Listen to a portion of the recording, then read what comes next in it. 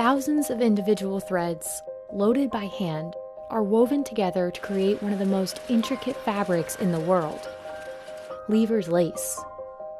But making this lace isn't easy. A new design can take 3 months to produce, and depending on the materials, 1 square meter can cost over $500. Despite the premium price, the lace industry in France is a fraction of its former size, and it's hard to find new lace makers to continue the trade. So how is Lever's lace made? And why is it so expensive? This is a Lever's loom. It's 6 meters long and over 100 years old. These looms were invented to match the quality of handmade lace. Each design is translated from paper into these punch cards, which are fed into the loom to create a pattern. These looms are essential for making Lever's lace, but there are only a few hundred left today, 40 of which are at this factory in the northern French city of Caudry. John Brock has been making lace since 1889. We are selling holes. We are selling a fabric with mainly holes, so it's mainly empty, but it is why it's so interesting, because we have artistic possibility. Every day we are making something different compared to the other fabric.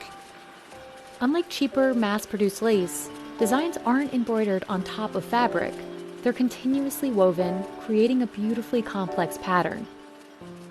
The machine might do the weaving, but it takes around 20 people to produce Lever's lace. It all starts with a design. Jean Brock uses a library of old designs, some from as far back as 1925. But it also creates new designs, which can take 3 to 5 weeks to complete. This is the most time-consuming part of the process. But the most delicate is threading the loom. Thousands of individual threads feed into the machine. Detailed designs need more threads, which raises the price. Workers load these small discs, called bobbins, by hand, keeping each thread separate and taut. Oui, c'est pas facile, hein.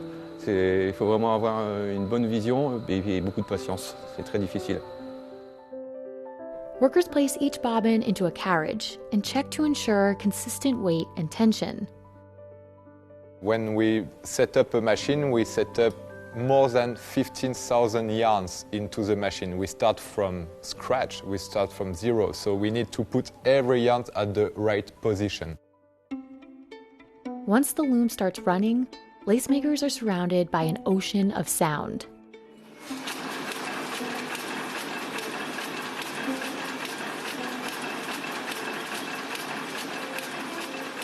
Despite being such an old machine, each loom runs with extreme precision.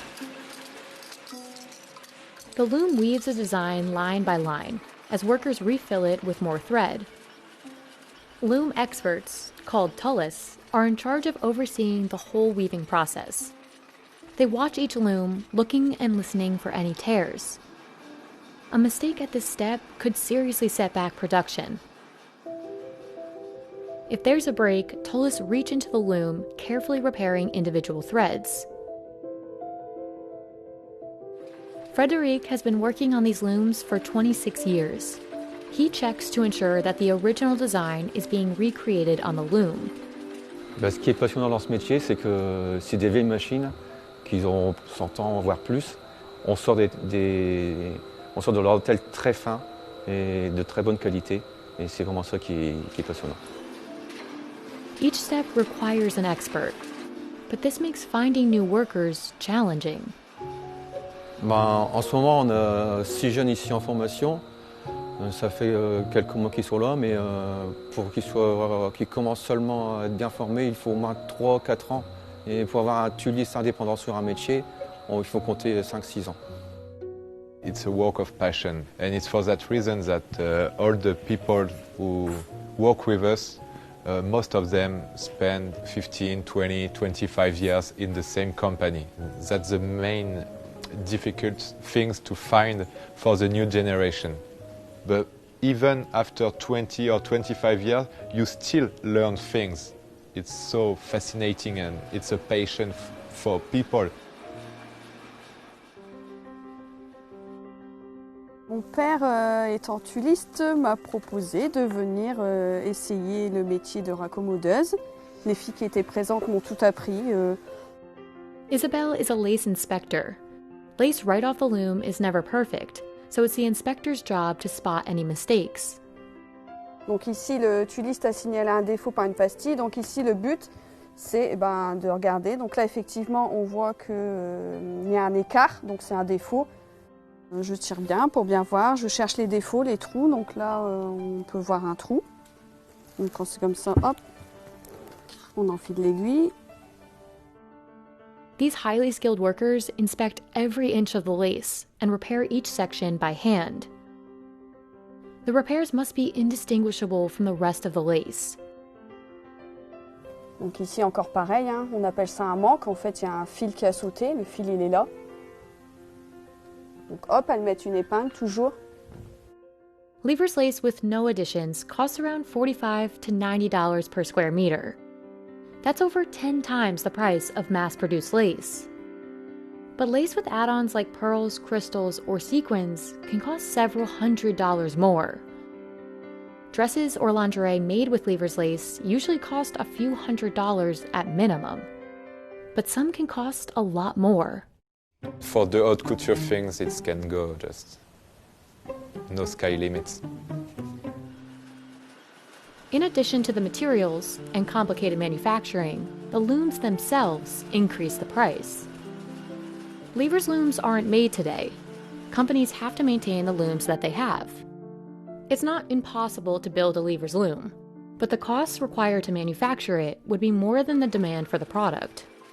Because of that, lace manufacturers rely on existing looms and even share spare parts between companies. But the lace industry in France used to look a lot different. In the early 20th century, there were tens of thousands of lace-related jobs. But as production modernized and fashion trends shifted, the industry consolidated to two main parts of France, Caudry and Calais. Today, only a few thousand jobs remain, and only a handful of the traditional lace producers are left. Competition from cheaper lace manufacturers has eliminated a lot of the industry. Many remaining producers focus on the high-end market. I think our customers are really different, but we still always looking what the mass production does. Our main advantage is to be ahead of the fashions. We work with creative trends office to know what the fashion will be, and we need to anticipate the next fashion trends. Demand for Jean Broc's lace had actually been increasing for the last few years, but the COVID-19 pandemic hit the industry hard. Brands like Chanel and Ralph Lauren rely on companies that create Lever's lace, but if demand doesn't increase, it'll be difficult to maintain the industry. I hope so, it will be easier. I hope so, but I'm not sure. We just spent 2 terrible years, so I hope now it will be more comfortable to invest and to train the new generation of people.